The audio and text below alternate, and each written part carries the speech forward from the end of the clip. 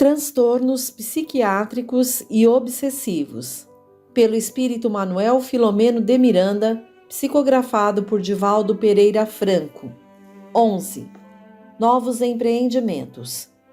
No dia imediato, diminuídas as emoções da noite inovidável, sem que tivéssemos confabulado em torno das mensagens recebidas, o amigo Jacques Werner convidou-me a examinar as fronteiras vibratórias da área destinada ao trabalho em curso.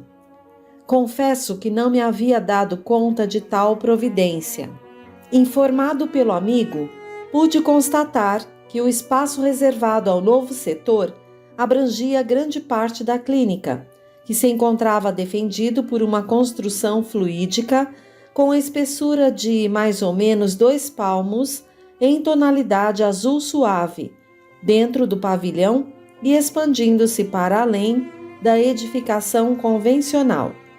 Observei que não era exatamente redonda, mas obedecia a um traçado especialmente delineado, com 2 pequenas torres de mensagem, em cada uma das quais se alojava um vigilante para resguardá-la de qualquer assalto programado pelos adversários do bem.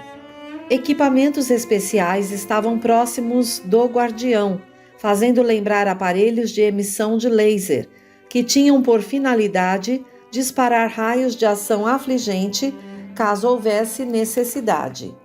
O gentil Werner explicou-me que os vigilantes eram voluntários que já trabalhavam espiritualmente na clínica e que se ofereceram para resguardar o novo setor que deveria permanecer sempre preparado para as finalidades a que se destinava. Nem todos os espíritos que se movimentavam na clínica podia ver a edificação, porém sentiam um impedimento vibratório sempre que tentavam ir além dos limites que estabeleciam. Outros, sim, experimentavam choques que faziam lembrar descargas elétricas emitidos pela condensação fluídica, quando, sem dar-se conta, entravam em contato com as defesas. Curioso, interroguei se a clínica também se encontrava sob igual segurança, ao que fui informado positivamente, porém de natureza diferente. Em razão dos relevantes serviços prestados aos sofredores ao largo do tempo, as suas defesas sofreram alterações, sendo as atuais constituídas por um tubo de luz que descia do alto, envolvendo toda a área material na qual se encontrava instalada, embora houvesse também um tipo de muralha defensiva a erguer-se do solo. Curiosamente, podiam ser vencidos os impedimentos quando se tratava de espíritos vinculados aos pacientes para ali conduzidos, a fim de que pudessem também, por sua vez, ser beneficiados pelos serviços espirituais a que seriam submetidos. Exerciam, no entanto, resistência em relação àqueles tumultuados ou desordeiros, que desejassem invadir as dependências para gerar conflitos e prejuízos à organização do trabalho relevante. As energias que formavam a defesa eram sensíveis ao pensamento dos espíritos, que disparavam ondas portadoras das intenções, produzindo, quando negativas e perversas, efeitos prejudiciais aos seus emitentes. Equivale a dizer que a onda mental disparada chocava-se na parede vibratória, retornando potencializada e atingindo o autor, produzia-lhe grande desconforto e específica sensação de mal-estar. As obras de amor, esclareceu o gentil amigo, devem estar defendidas dos maus, em qualquer parte em que esses proliferem. Não compreendendo, por enquanto, os nobres significados da vida, é justo que recebam de acordo com o que lhes apraz. Não fossem as providências de tal porte, que se encontram em todo lugar onde o bem opera, e estaríamos em constante combate com os semeadores da desordem e do crime. A nossa clínica, por motivos óbvios, é detestada pelos emissários da alucinação, orientados por organizações iníquas, que agem com segurança em regiões inferiores do planeta, cujos chefes se acreditam dotados de poder para enfrentar as hostes do Cristo de Deus. Ninguém que se dedique à benemerência, às realizações do progresso, com objetivos de promover o desenvolvimento moral da sociedade, que esteja isento da sua ação morbífica, da sua interferência pertinaz e inclemente. Todavia, como a misericórdia de nosso Pai não cessa de socorrer aqueles que se vinculam ao dever e à edificação do amor na terra, nunca lhes faltam socorros hábeis, desde que sintonizem nas faixas da harmonia pela prece e pelas atitudes que os caracterizam. Depois de uma breve pausa, na área do jardim de entrada do edifício central, ele prosseguiu. Quando não se trata da ação criminosa direta, esses espíritos buscam gerar dificuldades por meio de conflitos agressivos e desestabilizadores em que têm ação direta, utilizando-se de pessoas de mau caráter, que se comprazem complicando o trabalho dos operosos, que invejam, instilam pensamentos perturbadores, criando grupos que se combatem reciprocamente, dando lugar a prejuízos incalculáveis ao labor que deveria desenvolver-se em clima de harmonia. Observe-se qualquer escola de fé, qualquer setor de dignificação humana e logo se constatam os divisionismos, as lutas pelo poder, as maledicências, as calúnias e os comportamentos traiçoeiros que tanto fazem sofrer quando não conseguem destruir os projetos de alta valia para a humanidade.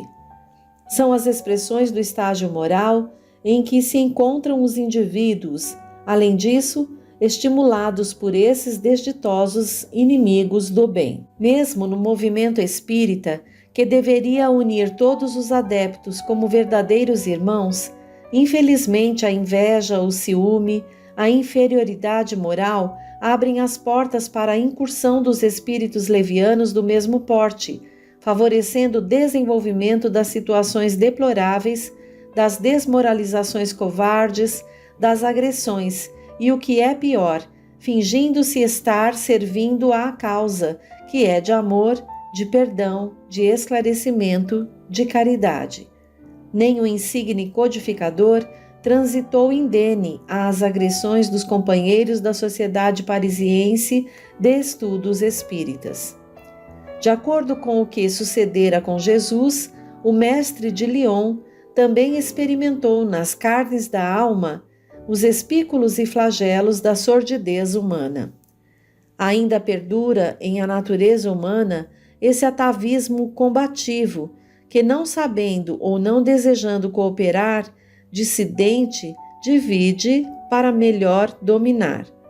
O indivíduo, quando não possui valores ético-morais e espirituais para sobrepor-se àquele que considera competidor, atira-lhe lama, a fim de ocultar-lhe o brilho, exibindo a própria baba. Recordo-me de uma história de sabor popular que expressa muito bem o que desejo expor.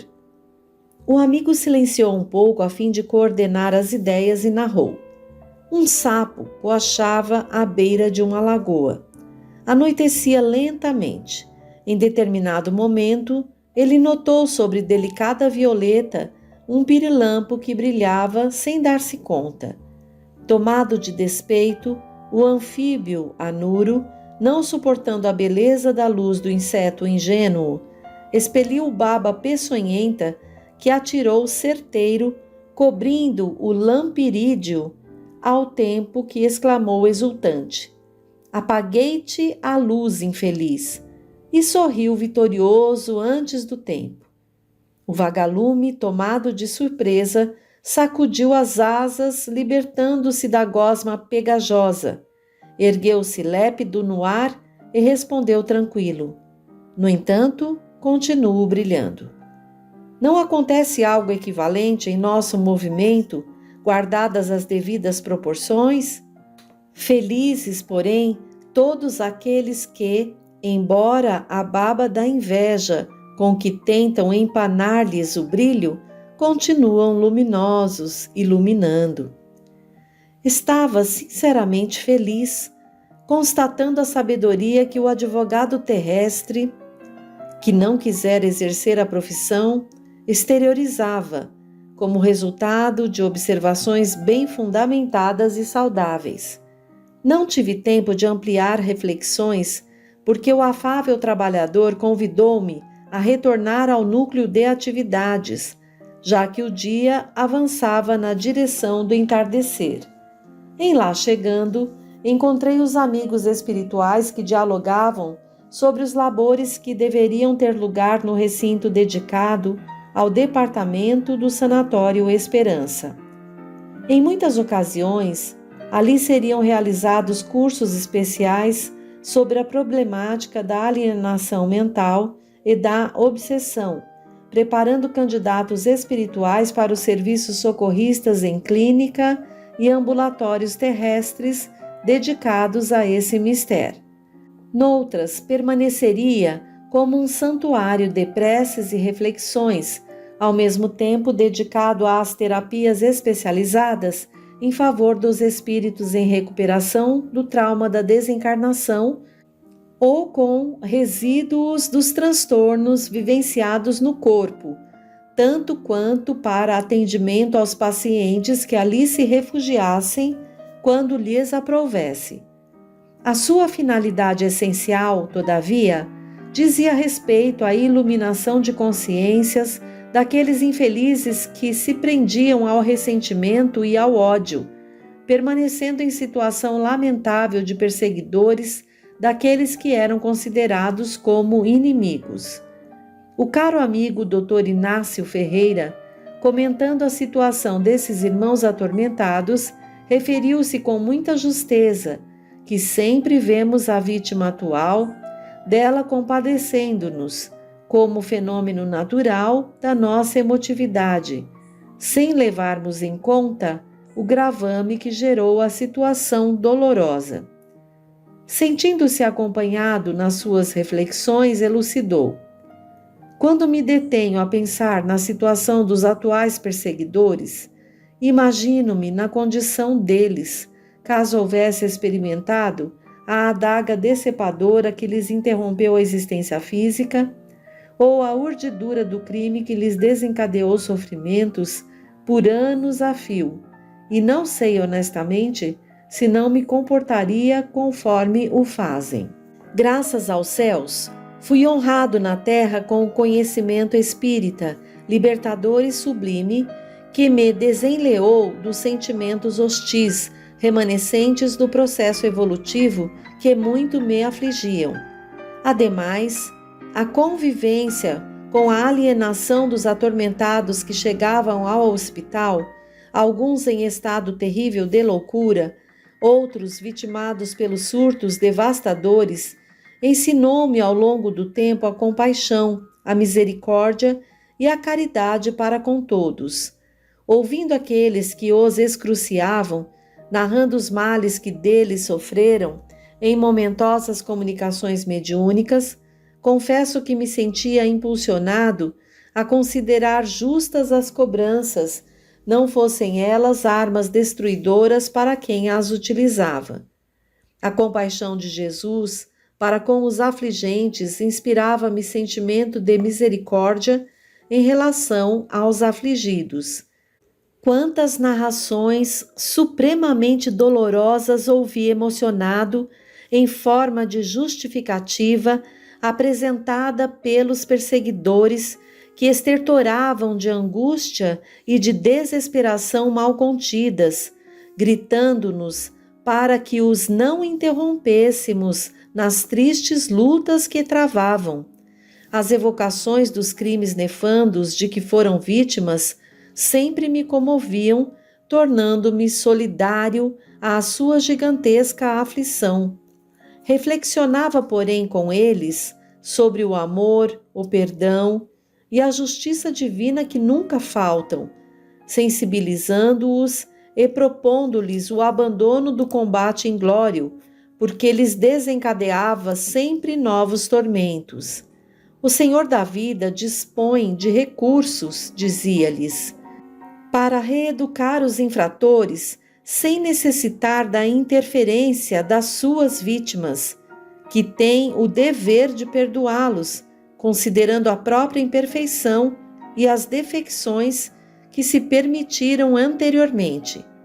Informava-os, então, que ninguém escapa ao tribunal da própria consciência, depositária das leis de Deus e muito menos das corrigendas impostas pelas soberanas leis que se impõem a todos indistintamente, dando lugar à harmonia universal, conseguindo sensibilizá-los e dispô-los à compaixão, assim despertando-os para os valores legítimos da fraternidade que se impõe no processo de crescimento para Deus. Ainda hoje, quando vejo essas vítimas que enlouqueceram de dor, que perderam a forma em processos de automutilação, autotransformação, auto-hipnose, de deformação perispiritual, pelo impacto dos sentimentos de ódio, de sensualidade, de vingança, comovo-me, agradecendo ao amigo incomparável por encontrar-me noutro nível de consciência. Nunca deixo de louvar o amor e suas benéficas messes de compaixão que nos espiritualizam, dando-nos resistência para o enfrentamento das vicissitudes e compreensão dos acontecimentos existenciais. Fosse, porém, apenas o amor, sem o contributo das elucidações espíritas, e não alcançaríamos os elevados patamares da verdadeira afeição, da construção da família universal. Desse modo, o conhecimento das verdades espirituais que iluminam o amor torna-se indispensável para a conquista do equilíbrio interior. Fez pequena pausa emocionado, como se houvesse recuado ao tempo terrestre de tantas valiosas experiências e lutas redentoras, em que forjara as emoções para alteá-las a superior patamar de humana compreensão das fraquezas das criaturas. E porque o silêncio se prolongasse, concluiu: o discernimento que nos é propiciado pelo conhecimento do Espiritismo contribui expansivamente para que o amor não se entibie nem se fascine, mantendo-nos neutro e justo em todas as circunstâncias, de modo a ajudarmos as vítimas atuais e aquelas que padecem desde ontem. Aqui estamos para preparar o ambiente que receberá logo mais nossos irmãos reencarnados, realizando a primeira reunião mediúnica formal deste novo período. O Dr. Norberto, guardando parte das reminiscências dos acontecimentos da noite passada, convocou os cooperadores mais próximos para um encontro às 20 horas de hoje, reiniciando os trabalhos desobsessivos, seguro dos resultados felizes que advirão dessa providência. Neste momento, por nós instruído, o Dr. Juliano Moreira assessora-o, inspirando-lhe paz interior e alegria, acompanhando-o nas atividades e no retorno ao lar, de forma que sejam evitadas situações conflitivas capazes de criar dificuldade para o cometimento em pauta. Nosso nobre psiquiatra baiano, convidado à ação fraternal, estua de contentamento, descobrindo a outra face da realidade do mundo espiritual. 3 médiuns dedicados foram pelo nosso diretor da clínica selecionados, sendo 2 senhoras e um cavalheiro, que se entregarão ao Ministério da Psicofonia Atormentada, de modo a iniciar-se com segurança o compromisso novo que certamente se prolongará pelos dias do futuro. Ao silenciar, observei as novas disposições do mobiliário e material especializado distribuídos na sala. Auxiliares espirituais anteriormente convidados dispuseram a aparelhagem emissora de ondas especiais em lugares estratégicos, particularmente próxima aos assentos em que ficariam os médiuns, de maneira a poderem ser utilizados com facilidade. Outros cooperadores que foram destacados para ali permanecer por largo período, diligentes e operosos, receberam as instruções próprias para o cometimento, ficando alertas para quando fossem convocados para alguma necessidade específica. Buscassem os companheiros do plano físico entender a gravidade dos trabalhos mediúnicos e descobririam quanto labor é realizado antes do momento da reunião e quanto é importante a contribuição de cada um dos seus membros. Não existe o improviso entre os espíritos nobres, assim como não permitem a leviandade de realização de qualquer fenômeno que não tenha sido programado. A cada um de nós outros foi apresentada uma tarefa, incluindo as nossas queridas médiuns desencarnadas, o amigo Antonelli, o Jacques, a mim. Todos vibrávamos de emoção feliz pela satisfação de ampliar o campo de realizações espirituais sob a égide de Jesus, o Senhor dos Espíritos, prelibando as alegrias decorrentes do êxito do empreendimento iluminativo. Motivados para o labor especial, não nos demos conta do relógio e, pouco antes da hora estabelecida, começaram a chegar os membros do formoso serviço em instalação. Havia no rosto de cada convidado os sinais da real alegria e da expectativa em torno do que iria acontecer. Todos se encontravam assessorados por amigos espirituais do seu círculo de afeição, e o Dr. Juliano demonstrava inusitado júbilo por haver se desincumbido da responsabilidade com o êxito desejável. Cada qual procurava manter o silêncio respeitável que a atividade de alto coturno exige. Sob a orientação do Dr. Norberto, sentaram-se em volta da mesa com capacidade para 8 pessoas, os médiuns de psicofonia e de passes, enquanto os demais ocuparam as poltronas fronteiriças à mesma, em 2 alas, a partir da porta de entrada. Pontualmente, à hora estabelecida, o diretor explicou brevemente a razão da atividade e, tomando O Livro dos Médiuns de Allan Kardec, leu do capítulo 29, que trata das reuniões e das sociedades espíritas, os itens 330 e 331, a fim de que todos se integrassem na responsabilidade do momento, conscientizando-se do significado de que se reveste uma reunião séria, tranquilizando o conjunto a fim de impedir-lhe discrepâncias de opinião e perturbação emocional, mantendo confiança interior e paz de espírito. Logo depois, em perfeita sintonia com o espírito do Dr. Hermógenes, gentilmente convocado para a reunião, tomou o Evangelho segundo o Espiritismo de Allan Kardec e leu o item 12 do capítulo 5, Motivos de Resignação, preparando-nos a todos para o início da nobre tarefa. A prece foi proferida com verdadeira unção, em plena sintonia com os benfeitores espirituais presentes, facultando a perfeita identificação com os delicados campos vibratórios onde nos encontramos os desencarnados.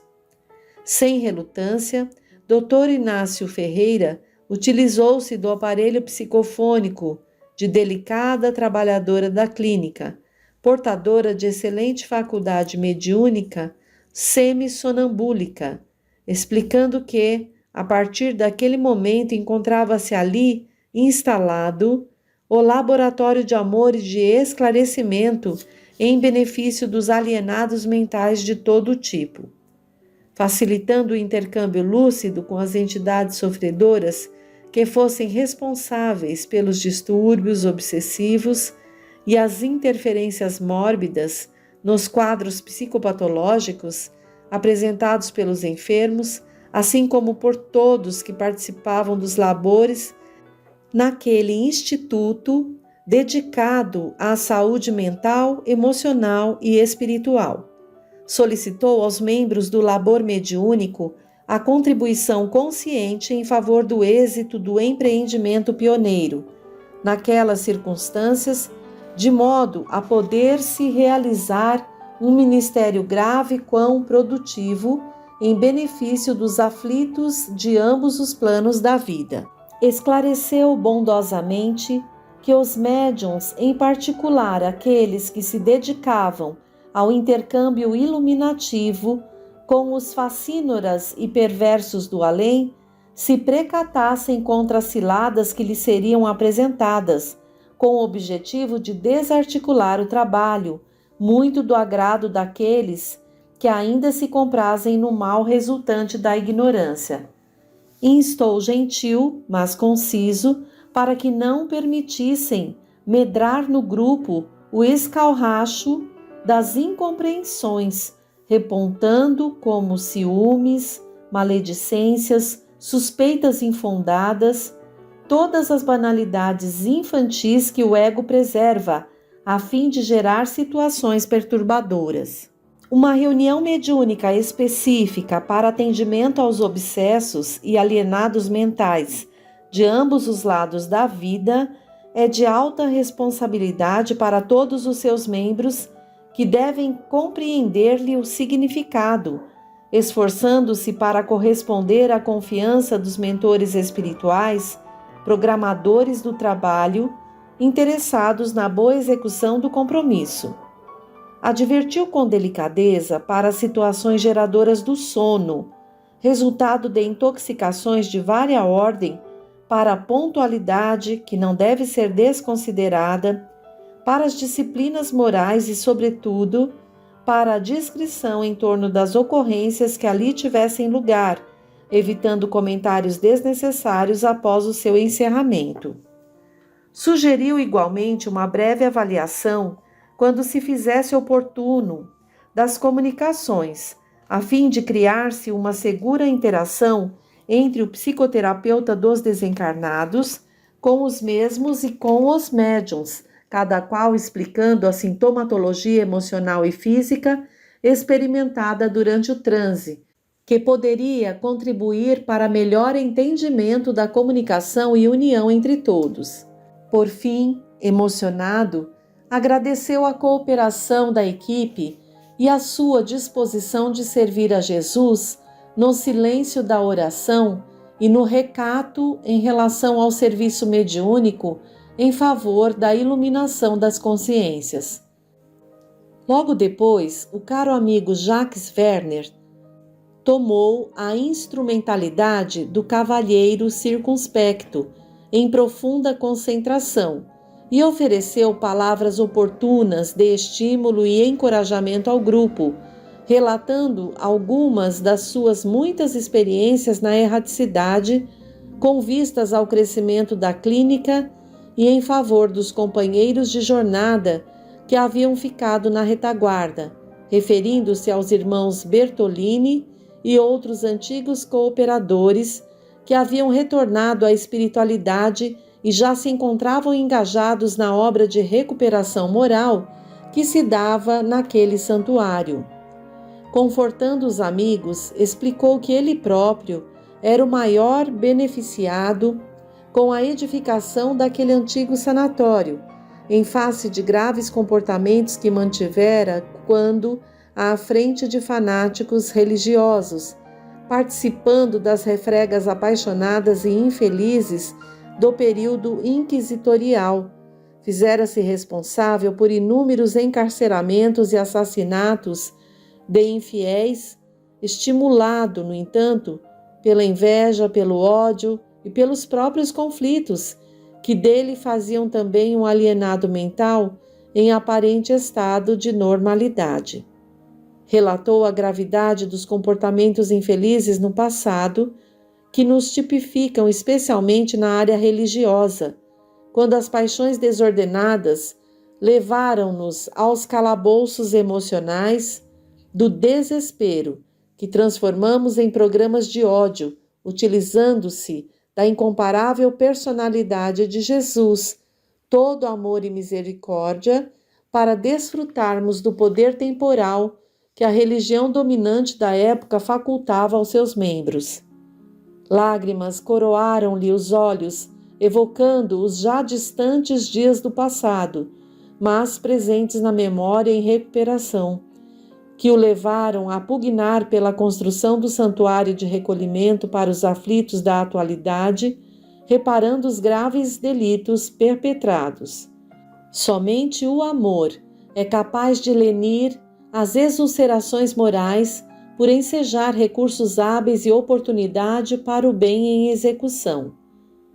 Pude ver acercar-se do grupo os irmãos Bertolini, jubilosos e gratos a Deus, bem como aos amigos pela oportunidade incomum de haverem trabalhado com ardor e abnegação em favor dos companheiros do caminho que a loucura dominou, evitando-lhes maior degradação e o retorno à saúde para o trabalho dignificante, conseguido por inúmeros beneficiários do serviço com Jesus na condição de celeste psicoterapeuta. Ao terminar, expressaram a gratidão dos fundadores e dos amigos que haviam retornado à pátria e ali se encontravam, deixando-nos a todos impregnados de amor e de paz, cantando hinos silenciosos de gratidão ao Senhor da vida pela imerecida honra de estarmos na lavoura do seu Filho Jesus.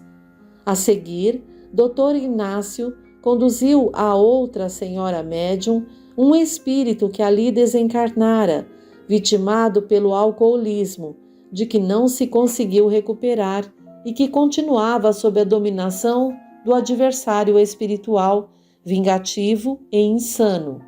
Momentaneamente libertado pela equipe de trabalhadores da nossa esfera de ação, foi conduzido à psicofonia, aturdido quanto infeliz, expressando-se com inquietação. Até quando sofrerei, meu Deus, perdido nesse abismo de sombras? A voz estava assinalada pela angústia de longo porte que o retivera na prisão sem grades dos tormentos vividos.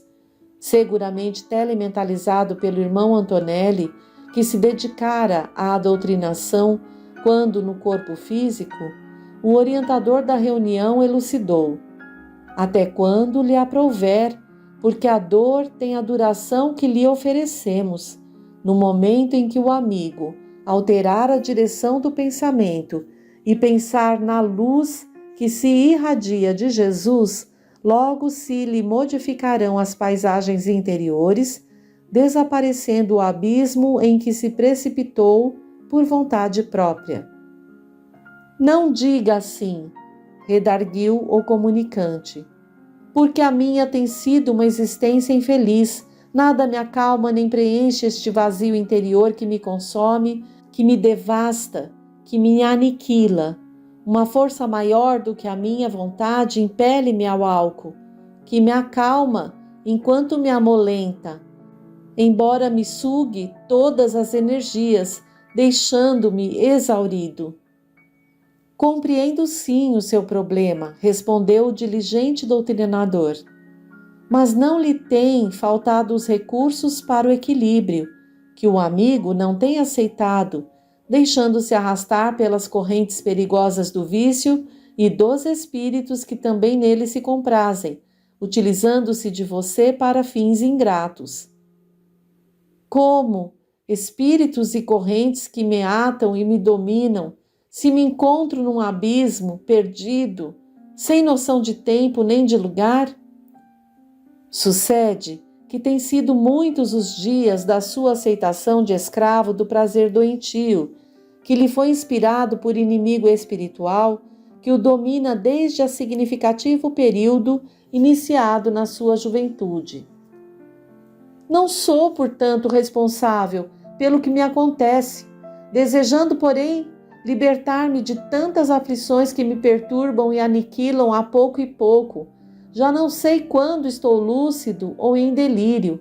Não será este momento mais uma alucinação da minha imaginação doente? Não, meu amigo.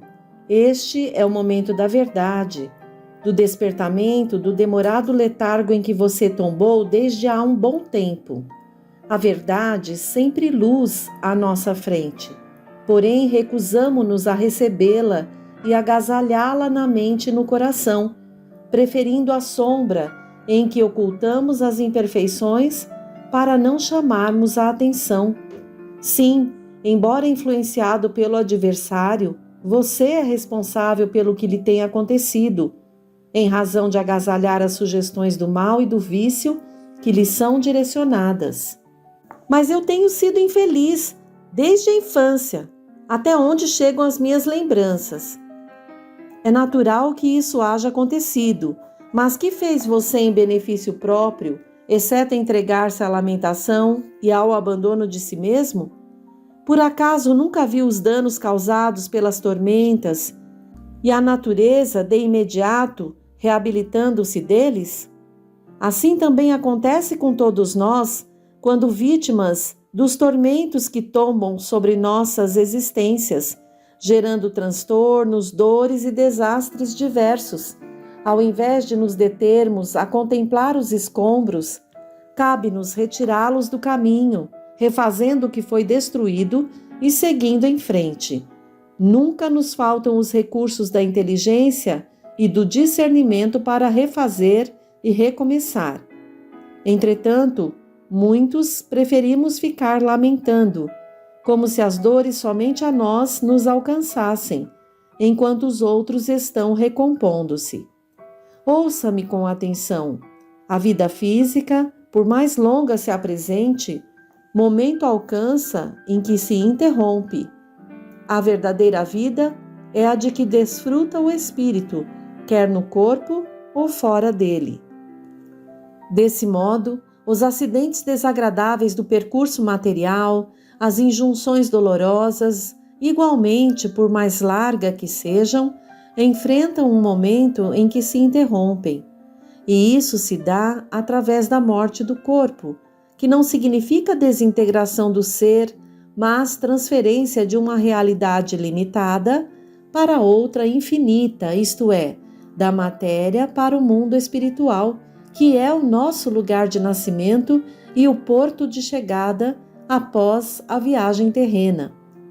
O que você deseja dizer-me? Que a minha trajetória já se encerrou, apesar de tudo quanto continua acontecendo-me? Exatamente. Vitimado pelo alcoolismo e por pressão dos espíritos inimigos que o escravizaram ao vício, utilizando-se do seu organismo para prosseguirem na desdita que elegeram, o seu corpo físico não suportou o imenso desgaste pela exigência do vício e cessou de funcionar. Mas quando? Interrompeu-o aflito e em desespero.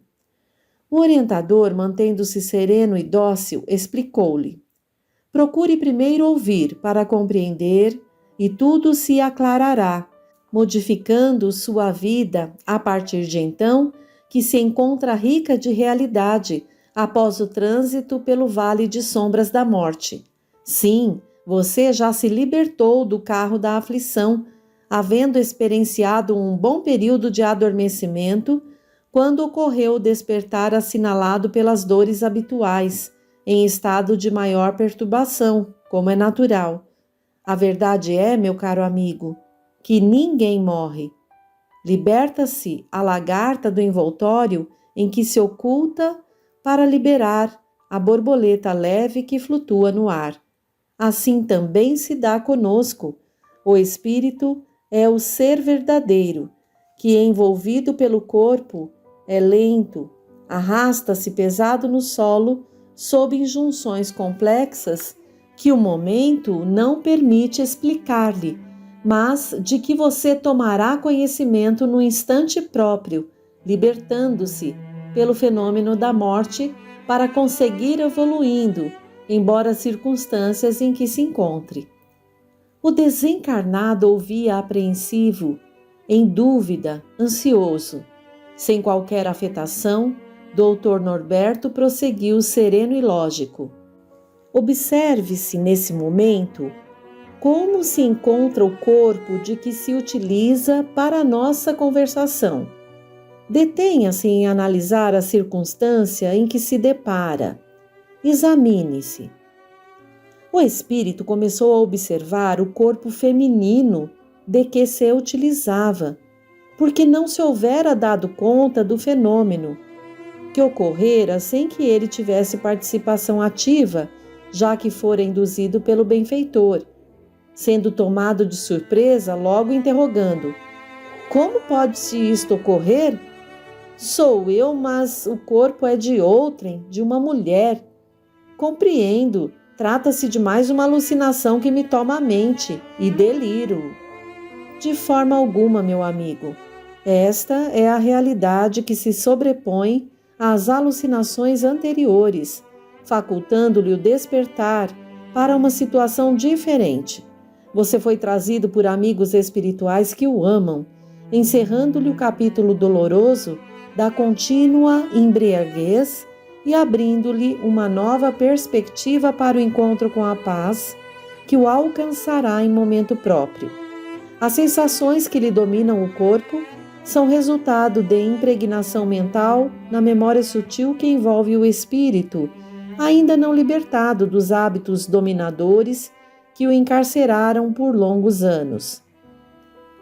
Notava-se-lhe a aflição sem palavras, a surpresa imensa que se transformaram em caudal de lágrimas abundantes, impedindo-lhe de exteriorizar os sentimentos através da palavra. A um sinal discreto, o orientador sugeriu a um dos médiuns passistas aplicar recursos da bioenergia na confreira em transe, a fim de alcançar o espírito em aflição, enquanto o Dr. Inácio solicitou-nos mentalmente proceder de igual maneira, aplicando-lhe energias calmantes e entorpecedoras que, a pouco e pouco, levaram o espírito ao sono tranquilo. Enquanto isso, o psicoterapeuta de desencarnados, compreendendo o que acontecia, disse-lhe: durma em paz e desperte em clima de confiança em Deus, quando tudo mais lhe será narrado, propiciando-lhe a libertação espiritual. Deus o abençoe e o tenha em sua misericórdia. Enquanto isso acontecia, o espírito obsessor que fora desligado do psiquismo do enfermo encontrava-se em desespero dentro das nossas barreiras vibratórias, que o impediam de proceder conforme desejava, certamente ali retido para a terapia especializada no momento oportuno.